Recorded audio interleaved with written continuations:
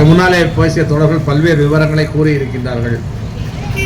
ஏற்கனவே கடந்த மார்ச் மாதம் 6ஆம் தேதி நாம் ஒரு கோட்டை நோக்கிய பேரணியை நடத்தினோம். கோட்டை நோக்கிய பேரணியினுடைய இறுதியில் நாம் அறிவித்தது 21ஆம் தேதி இன்றைய தினம் ஓய்வு பெற்ற ஊழியர்களுடைய அகவிலைப்படி உயர்வு சம்பந்தமான நீதிமன்ற அவமதிப்பு வழக்கு மதுரை நீதிமன்றத்திலே வருகின்றது. இந்த பிரச்சனை நீண்ட நெடிய காலமாக இழுத்துக் கொண்டிருக்கின்றது.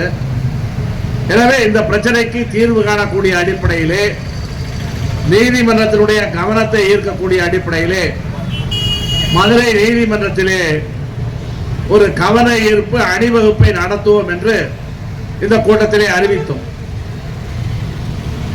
அதற்கான விளம்பரங்களை செய்தோம், பணிகளை எல்லாம் செய்தோம். ஆனால் பல ஓய்வு பெற்ற ஊழியர்கள், சில ஓய்வு பெற்ற அமைப்பினுடைய சங்கங்கள் இந்த மாதிரியான ஒரு போராட்டம் நடத்தினால் நாளை காலையில் எங்களுக்கு டிஏ கிடைக்க போகுது, நீங்க போய் போராட்டம் நடத்தி இந்த கிடைக்கிற டிஏ நிறுத்திடாதீங்க அப்படின்னு சொல்லி சமூக வலைத்தளத்திலே பதிவுகளை போட்டார்கள். சில சங்கங்கள் நேரடியாக கூட நம்மிடம் பேசினார்கள், வேண்டாங்க ஜட்ஜு கோவிச்சுக்குவாரு, ஜட்ஜு கோவிச்சுக்கிட்டாருன்னா உள்ளதும் சிக்கலாகி போயிடும் அப்படின்னு சொன்னாங்க. நமக்கு நீதிமன்றத்திலே என்ன நடக்கிறது, என்ன நடக்க போகிறது, என்ன நடக்கும் என்பது நமக்கு தெரியாத விஷயம் அல்ல. இன்றைக்கு போக்குவரத்து கழகங்கள் ஆரம்பித்து 50 ஆண்டுகளுக்கு மேல் ஆகின்றது. இந்த 50 ஆண்டு காலத்திலே போக்குவரத்து கழகங்களிலே உள்ள பல்வேறு பிரச்சனைகளுக்காக நீதிமன்றத்திலே வழக்காடிய சங்கங்கள் தான் இங்கே உட்கார்ந்து இருக்கோம். ஆயிரக்கணக்கான வழக்குகளை நாம் நீதிமன்றத்திலே தாக்கல் செய்திருக்கின்றோம். அது தொழிலாளர்களுடைய அடிப்படை பிரச்சனைகளுக்கான வழக்கும் இருக்கின்றது, பாதிக்கப்பட்ட தொழிலாளர்களுக்கு நிவாரணம் கேட்ட வழக்கும் இருக்கின்றது. இப்படி பல வழக்குகளை நாம் நடத்தி இருக்கின்றோம். இன்றைக்கும் கூட வழக்குகளை நடத்தி கொண்டிருக்கின்றோம். வழக்கு நடத்தாதெல்லாம் நமக்கு கிடையாது. நமக்கு வழக்குகளை பற்றியெல்லாம் நன்றாகவே தெரியும். இந்த வழக்குகள் எல்லாம் நடக்கும் பொழுது நம்முடைய அனுபவம் என்ன? 10 நாள் சிஎல் என்றார்கள். 10 நாள் சிஎல்ஐ கேட்டு வழக்கு போட்டோம். அதுவும் உச்ச நீதிமன்றம் வரை சென்று ஜெயிச்சது, வெற்றி பெற்றது. அதே போல இதே ஓய்வூதியத்தை அதிமுக அரசு நிறுத்தியது.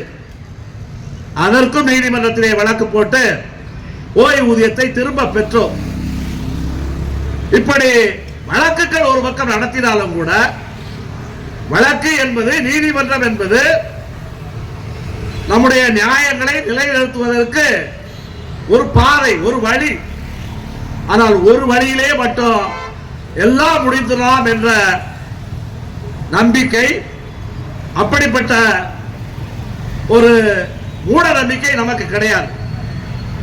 இதனால மட்டும் முடியும்.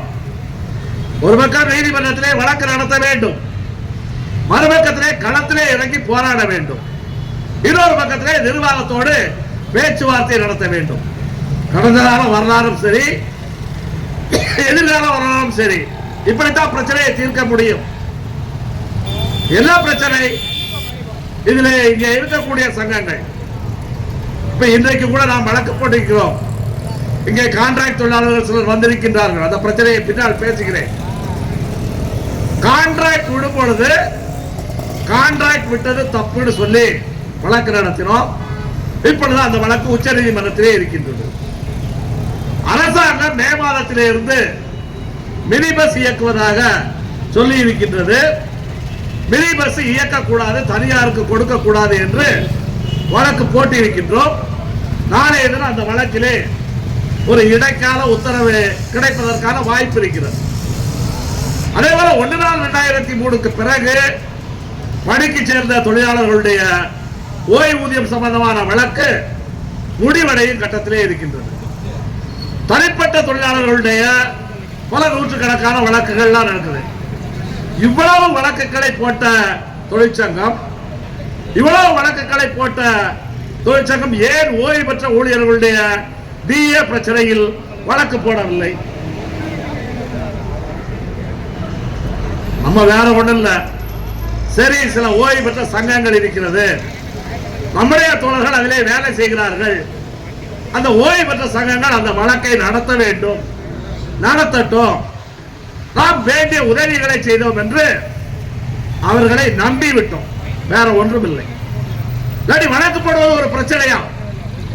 வழக்கு போடுவது ஒரு பெரிய பிரச்சனையே கிடையாது. நான் நடத்தாத வழக்குகளே கிடையாது. இன்னைக்கு நடத்துவோம், நாளைக்கு நடத்துவோம், நாளை மறுநாள் நடத்துவோம். பிரச்சனை என்ன? இப்ப ஏற்கனவே இந்த வழக்கு 9 ஆண்டுகளாக நடக்குது. நான் எல்லா வழக்கு டீடைல்குள்ளே போகல, எல்லா வழக்கு விவரங்களுக்குள்ளே போகல. ஆனா பல நீதிமன்றங்களிலே 9 ஆண்டுகளாக நடக்குது. ஆனால் ஏன் முடிவுக்கு வர முடியவில்லை?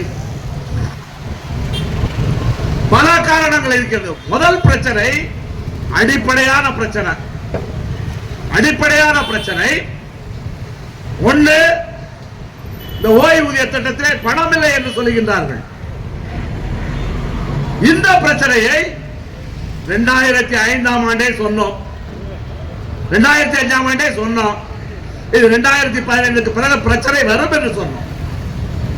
எந்த தொழிலாளியும் கண்டுகொள்ளவில்லை.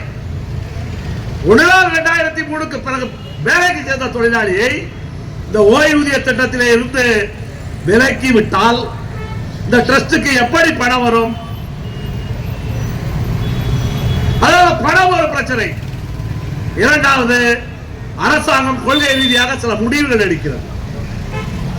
அரசாங்கத்தினுடைய கொள்கையை மாற்றுவதற்கு, அரசாங்கத்தினுடைய தவறான முடிவை மாற்றுவதற்கு வெறும் நீதிமன்ற போராட்டம் மட்டும் பத்தாது, கள போராட்டமும் அவசியம். பழைய தொழிலாளிகளும் புதிய தொழிலாளிகளும் ஒன்றிணைய வேண்டும். இந்த பிரச்சனை எப்போ தீர்ந்திருக்குங்க? போன ஜனவரி 9, 10 வேலை நிறுத்தம் செய்தோம். அந்த வேலை நிறுத்தத்தில் பல கோரிக்கை இருந்தது. இறுதியாக வேலை நிறுத்தம் சரியா தப்பான நீதிமன்றத்துக்கு வழக்கு போச்சு. நீதிபதிகளே, நாம் நீதிமன்றத்திலே வேலை நிறுத்தம் சரி என்றுதான் வாதாடினோம், நாம் வேலை நிறுத்தம் செய்வோம் என்றுதான் வாதாடினோம். நான் நீதிமன்றத்திலே தனியா எந்த கோரிக்கையும் வைக்கவில்லை. ஆனால் நீதிபதிகளே, இந்த வேலை நிறுத்தம் செய்த பிரச்சாரம், இந்த வேலை நிறுத்தம் பொதுமக்கள் மண்டியிலே கொண்டு சேர்த்த விஷயம், இந்த வேலை நிறுத்தம் பத்திரிகைகளிலே விவாதிக்கப்பட்ட விஷயம், இதன் காரணமாக நீதிமன்றமே என்ன செய்தது? ஓய்வு பெற்ற ஊழியர்களுக்கு ஒரு 2000 ரூபாயாவது கொடுங்கள், அது நீதிமன்றம் தான் சொல்லுச்சு. அப்படிப்பட்ட ஒரு வேலை நிறுத்தம், இந்த வேலை நிறுத்தத்திலே ஒரு மிகப்பெரிய ஒற்றுமையை உருவாக்கி போராட்டத்தை நடத்தினோம். இந்த ஒற்றுமையை சீர்குலைத்தது யார்? இந்த ஒற்றுமைக்கு குறுக்கே நின்றது யார்? இதை சீர்குலைத்தவர்கள், குறுக்கே நின்றவர்கள், அவர்கள் தான் இந்த ஓய்வூதியர்களுக்கு மிகப்பெரிய துரோகம் செய்தார்கள்.